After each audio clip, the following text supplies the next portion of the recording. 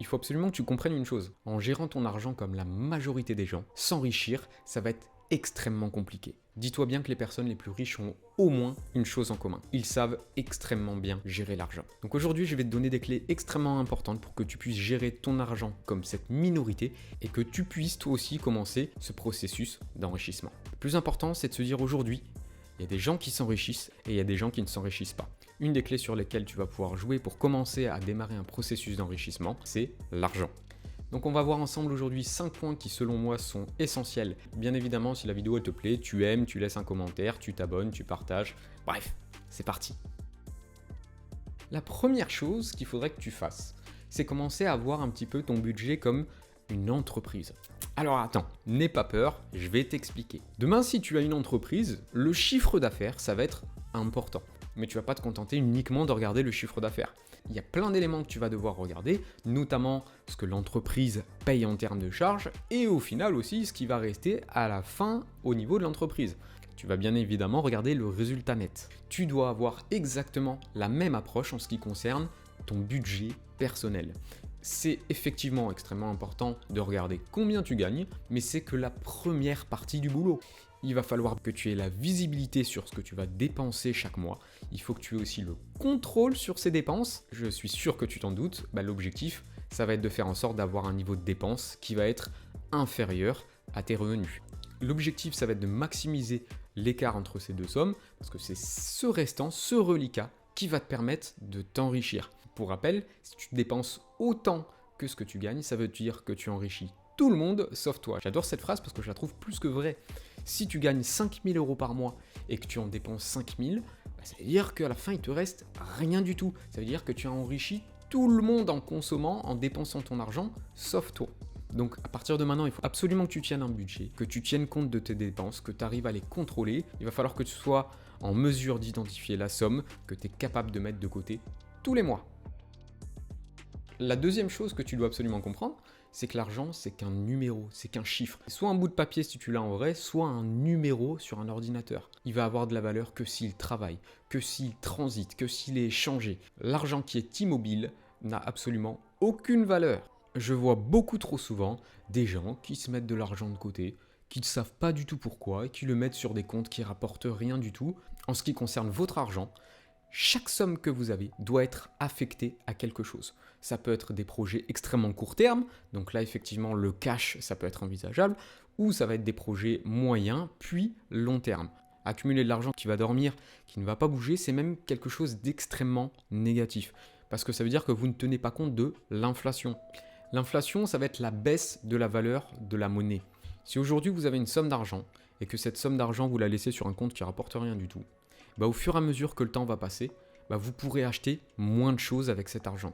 Il y a quelques années, je me souviens que quand j'allais à McDo et que je prenais mon petit sundae au caramel, je le payais de mémoire 1,30 €. Et je me suis pris il y a quelques jours une grosse claque dans la tête en retournant au McDo et en prenant un sundae que j'ai payé 3,70 €. Imaginez-vous la différence que ça représente. Dites-vous que quand vous avez une somme qui ne bouge pas dans le temps, au fur et à mesure que le temps passe, elle perd de la valeur. Vous pouvez acheter de moins en moins de choses avec la même somme d'argent. Pour information, l'inflation aujourd'hui sur un an, elle est autour de 6%, ce qui est un chiffre absolument extraordinaire. Tous ceux qui me disent oui, mais les livrets, ça rapporte beaucoup, les livrets bancaires, ils servent uniquement à limiter l'impact de l'inflation. Troisième point, quand je l'ai découvert, il m'a fait un petit peu tout remettre en question et j'espère que ça va avoir le même effet sur vous aujourd'hui. L'argent, c'est votre meilleur allié pour gagner de l'argent. Peu importe votre situation, peu importe comment vous travaillez dur, peu importe combien vous gagnez, il y a une autre personne qui arrive à gagner autant que vous en faisant travailler son argent.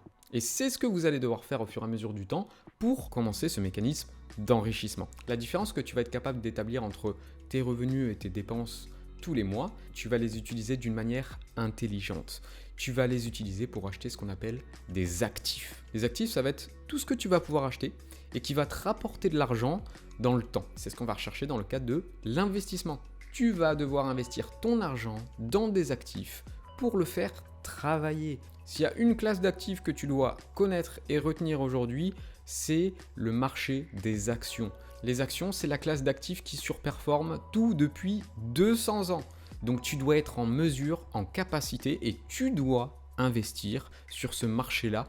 Ça va être un levier extrêmement important pour développer, pour faire grossir un capital financier dans la durée. Aujourd'hui, si tu fais partie des gens qui pensent que la bourse est risquée, la bourse est compliquée, je te rassure, rien de tout ça. Je tiens à te le dire, aujourd'hui c'est accessible à tous, c'est pas compliqué.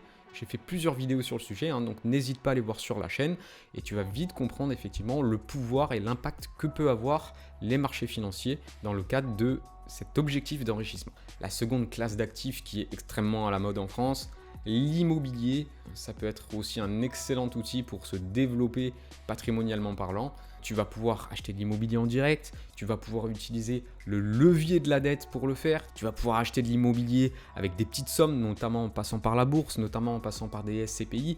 Donc, ne pas hésiter à se former aussi sur le sujet. C'est une classe d'actifs qui peut être extrêmement intéressante. Avec cette capacité d'investissement que tu vas te construire tous les mois, tu l'auras compris, l'objectif ça va être d'acheter le plus d'actifs possible. Tu te rendras compte qu'il est même possible d'atteindre des niveaux où finalement les revenus que tu vas tirer de tes investissements, de tes actifs, ils vont être plus importants que tes revenus par exemple du travail. Et ça va me permettre d'engager le quatrième point. Ton deuxième meilleur allié pour t'enrichir et pour générer des grosses sommes d'argent, c'est le temps. Il y a deux composantes qui vont te permettre de faire en sorte de dire à un moment donné, mes investissements, ils me rapportent énormément. La première composante, c'est l'argent. Plus tu vas avoir un capital important à valoriser, plus tu vas pouvoir acheter des actifs, plus tu vas pouvoir investir, plus évidemment derrière, tes retours sur investissement seront importants. Plus tu vas avoir de temps devant toi, plus derrière, tu peux aussi espérer avoir des résultats qui vont être extrêmement importants. Alors ça s'explique pour plusieurs raisons, mais notamment à cause de ce qu'on appelle les intérêts composés. Le fait d'investir une somme, de générer des intérêts, de les réinvestir, de laisser cet effet boule de neige prendre de plus en plus vite et de plus en plus fort, ça fait que sur une longue période, tu as vraiment un effet multiplicateur qui apparaît. C'est important de comprendre que de toute façon, la richesse, ça se construit dans la durée. Le plus important, c'est d'être dans un mécanisme d'enrichissement, c'est-à-dire de s'enrichir au cours du temps. Ça, c'est vraiment la clé du succès. Quand tu prends le millionnaire moyen, il n'a pas 20 ans. Généralement, il est plus autour des 50 ans. Il faut continuer d'investir et tu peux être sûr qu'à un moment donné, tu vas avoir d'excellents résultats. Mais on va quand même parler sur ce cinquième point du cas où tu souhaites aller un petit peu plus vite. Ce qui va déterminer la vitesse à laquelle tu vas pouvoir réaliser tes objectifs de richesse, ça va être combien tu vas pouvoir investir chaque mois. Pour ça, tu vas principalement jouer sur deux choses. La première chose, c'est de réduire ses dépenses. L'objectif, c'est d'arriver à trouver le bon équilibre entre les dépenses qui me permettent d'avoir un rythme de vie quand même confortable et d'être heureux aujourd'hui.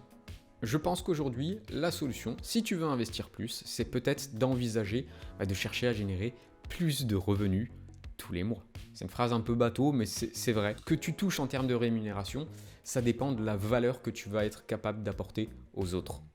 Sur ta capacité à apporter de la valeur aux autres, c'est quelque chose qui n'est pas figé. Tu peux te former, on peut toujours apprendre et il faut toujours apprendre pour être en mesure d'avoir de plus en plus de choses à apporter en termes de valeur. Tu vas pouvoir avoir deux manières de faire.